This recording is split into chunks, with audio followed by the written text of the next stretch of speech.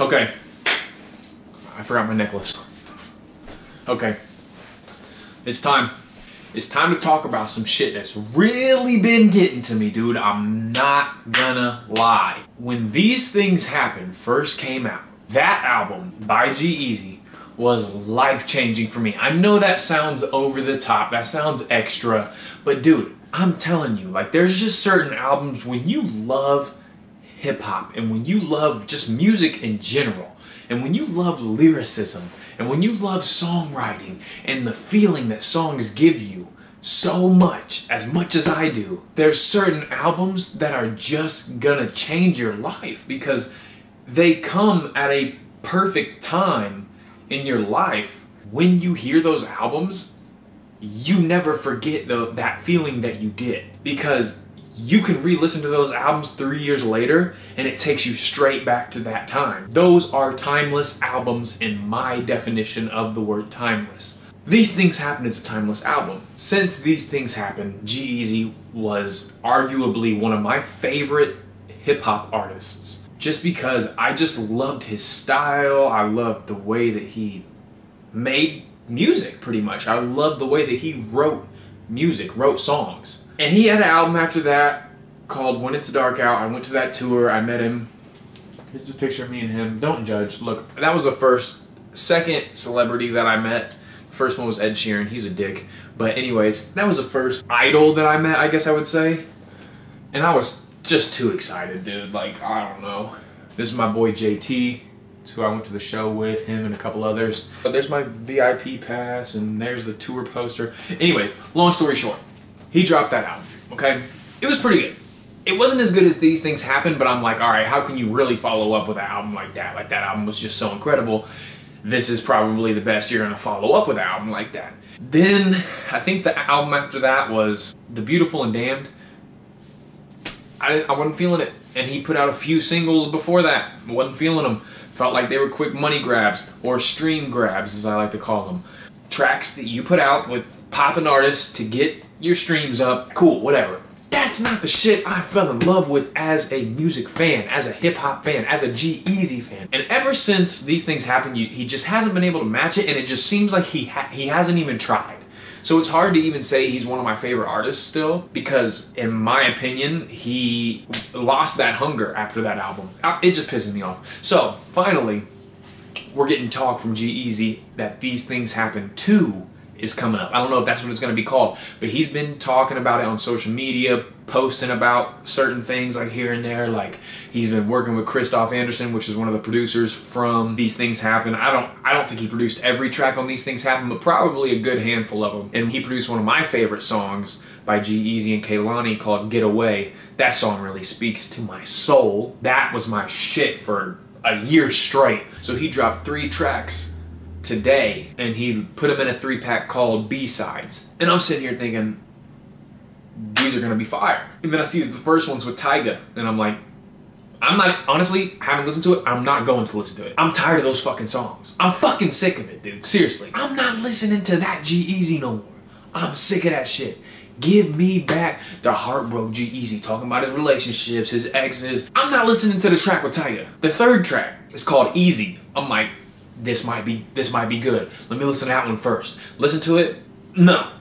It's a fucking like bop banger. Bro, I'm not listening to that shit no more. The second one is the one I'm listening to. That's the one with Christoph Anderson producing it. I hope I'm saying his name right. You know, when he links back up with that dude, it's gotta be some fire. It just has to, right? Wrong. Fucking wrong. I'm listening to the song, and I'm like, some of the lyrics and some of the content in the song is like, you can tell he's getting back to that headspace, which is cool, but the effort in his rhymes was less than subpar, in my opinion. I think he rhymed myself with myself like 4 bars, 6 bars straight. I'm like, bro, what the fuck? Like, personally, I'm just pissed. So anyways, without further ado, that long ass rant, my name's 17. I'm back at it. I'm kind of pissed, but I'm dropping a reaction review, even though I already listened to it, so it's not really a reaction, but it's gonna be a reaction review behind the bars like I always do for my subscribers. So without further ado, here's the song I'm shitty about from G-Eazy, aka Young Gerald, aka black on black with hair slicked back. Boy, I got the hardest style. Bars. This song is called, it's called Spectacular Now. I'm not saying the song is terrible. I'm just saying, where did the effort go? Let's just get into it because I'm sure you guys don't care as much as I do. And if you do, thank you. Please drop a comment and let me know that you care as much as I do because this is pissing me off, dude.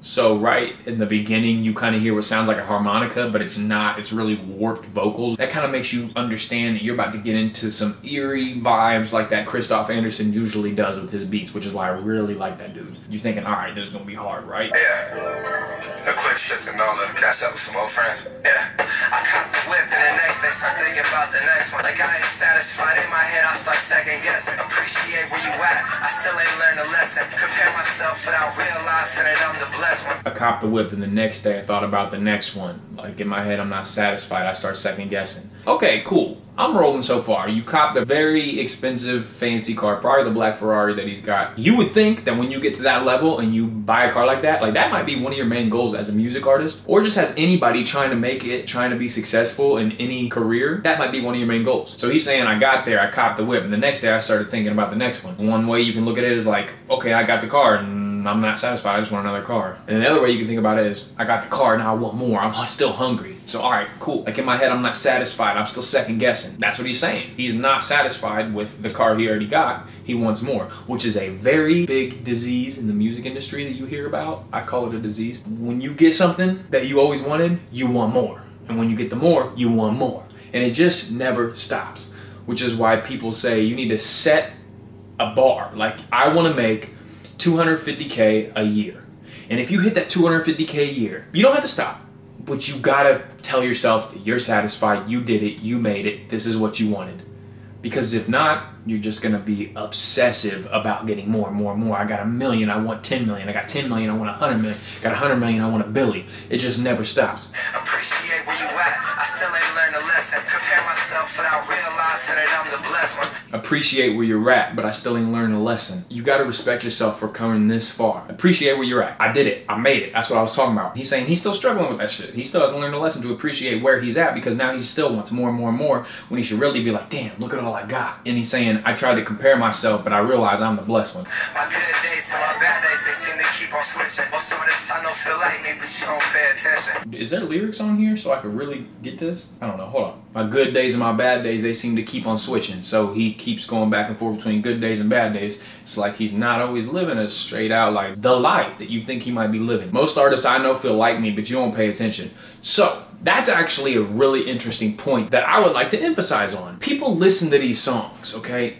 And people hear the lyrics that these artists are saying in their song. And people sing along and people rap along. But are you even listening to what you're saying? Like, you're like, yeah, this shit is a bop. But you don't even realize that he's talking pain. That song by Post Malone is the first thing that comes in my head, right? Paranoia, the intro off his album Beer Bongs and Bentleys. 200 bins under the floor of the kitchen. A little more up than the walls in the ceiling. Even family and friends started switching. Ever since I got that check, seen him mention. He's saying, bro, I'm hiding all this money, people are switching on me, my friends and family are switching on me, but y'all are just singing that, you don't even hear it. And then that chorus hits. Tell me why I can't get no relief, wondering when they'll come for me. A paranoid man makes paranoid plans. I do what I can, but it's out of my hands. Struggling just to find my peace. Listen to those lyrics. That's pain. And you guys are just singing along, it's a bop, right? But you gotta hear what you're saying. That's the line I really want to point out because G is saying, most artists I know feel like me, but you don't even listen. Don't talk about alcoholism, don't talk about addiction, don't talk about mental health, don't talk about depression. They don't talk about alcoholism, they don't talk about addiction, they don't talk about depression or mental health. But instead, they're just promoting the shit that bops. Spend hours scrolling my socials and I compare myself. See all the things I don't like in me, I can't bear myself. Spent hours scrolling my socials and I compare myself. See things I don't like in me and I can't bear myself. Here's where I start to have a problem. Not with what he's saying. I want you guys to listen to the lack of effort in the bars here. How many times does he end a bar with myself? Just listen. Spend hours scrolling my socials and I compare myself. See all the things I don't like in me, I can't bear myself. The voice in my head keeps talking, wish I ain't hear myself. And in the depths of my darkness, sometimes I scare myself. 4 bars. Myself, myself, myself, myself. Those are lazy bars. I'm tired of that shit, bro. I'm just giving you my perspective, okay? I can't relate, but you're talking about some important stuff and I have empathy for that. But bro, you are a lyricist. You are a songwriter. Why are you not putting effort into this shit? Put some more fucking effort into this lyricism, bro. I'm sorry if that makes me sound insensitive because of the content that you're putting in here, but match that content with effort, bro, because myself. Get the fuck out of here with that. Is it ever good enough? Is the work I put enough? Is it going pop? Is it too soft or is it good enough? Is it ever good enough? Is the work I put in enough?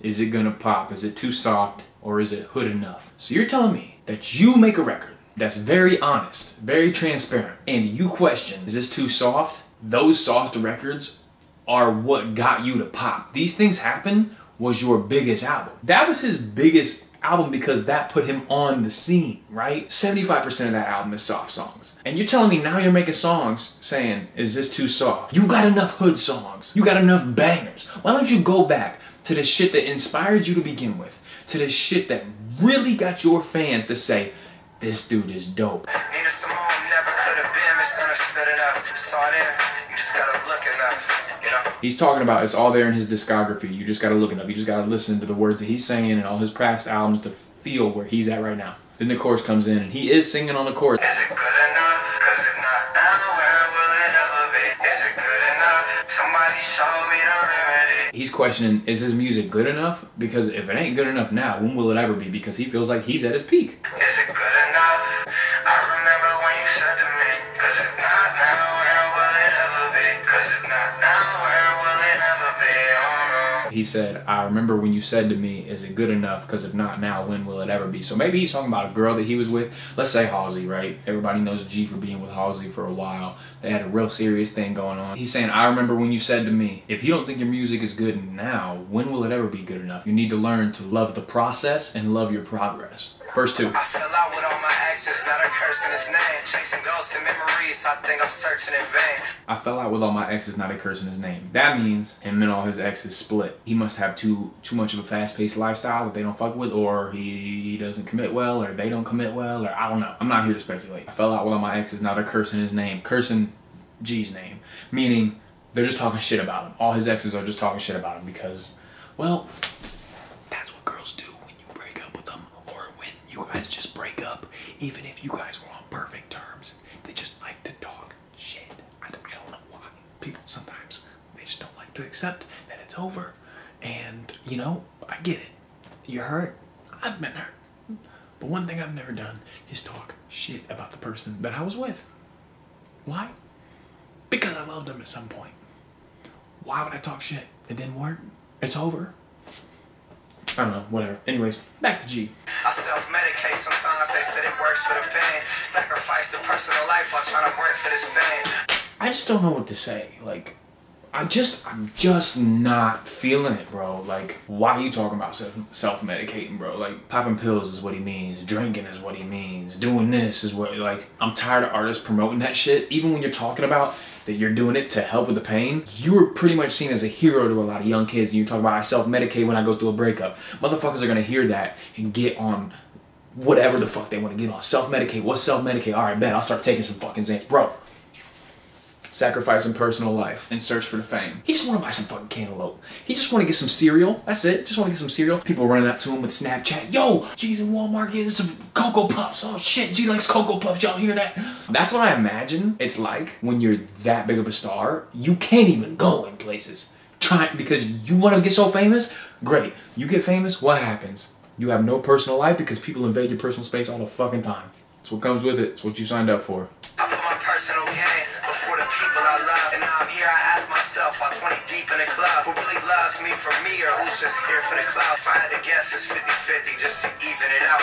Now that's a really real line. Maybe I just don't like the beat. Maybe I expect more out of Christoph Anderson, okay? Maybe I expect more out of G-Eazy as a songwriter who's telling me he's bringing me These Things Happen Too, and this doesn't sound anything like These Things Happen 1, so I don't believe you. But anyways, long story short, I like this. this line. Are these people really here for me? These are things that a lot of artists at those top tiers probably think about daily. Are these people really here for me? 20 deep in the club, meaning he is in the club with 20 of his homies, 20 of his team members, and he's thinking, how many people are really here for me and how many people are really here for the clout, the financial gain of it? He's saying if he had to guess, it's going to be 50-50 just to even it out. Meaning, on a good day, only half of those people are really real to him. Back on topic, since they gave me the floor, the points appreciate the present, not just wait here for more. And I've been starting days with writing lists, what I'm grateful for. But like some heroes to these kids, I drag my cape on the floor. He's realizing how many young kids' eyes are on him and how many young kids look up to him. And he's like, I really got to start inspiring these kids. We lost Nipsey and I cried 100 tears in my room. Celebrate our heroes now, not just when they're gone too soon.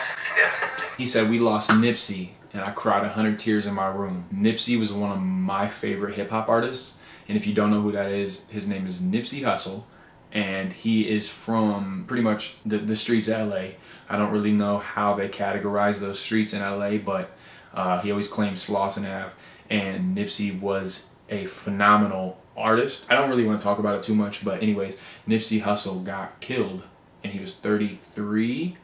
Got shot and killed in front of his own clothing store in his own hometown. And he was one of my top 5 favorite artists at the time. And because of that, I got memorial tattoos for Nipsey Hussle because he has a single song, which, you know, I think I'll break that down in my next video. He has a song called Victory Lap off his album Victory Lap. And that album was an album that changed my life. And when it came out, it inspired me so much and gave me so much energy. Just that album and that intro song alone taught me so much about my own power as a human, and the feeling that I get every single time I listen to that intro song puts me on cloud 9. It makes me feel like I'm on top of the world. Let's celebrate our heroes now, not just when they're gone too soon. Let's celebrate our heroes now, not just when they're gone too soon. People never gave Nipsey the props that he deserved until after he died. That's usually how it happens. Same thing happened with Mac. R.I.P. Mac Miller. But yeah, let's celebrate the heroes now. I'm with it. I'm thinking back on it now, but don't get so caught up to where you missed the spectacular now. Now he rhymed now like 3 times, bro. Put a little more effort into it. How about that? Is it good enough? I remember when you said to me. That's pretty much it. He just goes back to, is it good enough? Because if not now, when will it ever be? Is it good enough? I remember when you said to me. I think the beat is just pretty whack, honestly, for a Christoph Anderson beat. I think it's thrown together quickly. I think it's pretty trash, in my personal opinion. And I think that the lyrics were written very quickly and very carelessly. And I just feel like, G, you could have done a lot better. Listening to Christoph Anderson's other beats, that's awful. Listening to These Things Happen and then going back to this song, which is, I believe, the first song you've done with the producer who produced a lot of songs on These Things Happen that I really fuck with. This is what you do with it? I personally thought, oh shit, G's coming with Christoph Anderson again. He's about to kill this. But he didn't.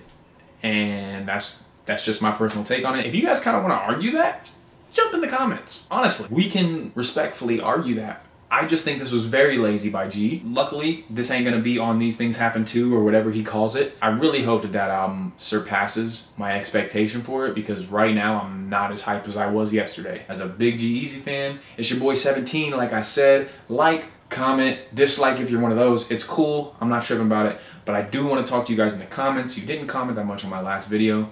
Don't like that. Drop in the comments, let's talk. Your boy's gonna talk to you. I want to hear what you guys think about it. I want you to hear what I think about it. By watching this video, you did so. So let's talk, bro. If you guys think that he might have meant something else by one of the lines that I kind of decoded, let me know. Let me know if I missed anything. Just drop in the comments and talk to your boy, please. It's your boy 17. Thank you for watching. I told you I was coming back with some more videos behind the bars. One day I'm going to do an intro before the behind the bars, and it's going to be super crazy and dope. But until then, thanks for watching the normal videos like this when we're first coming up as a squad. Sev squad, if you will. It's your boy 17. Once again, I'm out. Peace. G, don't disappoint with the album.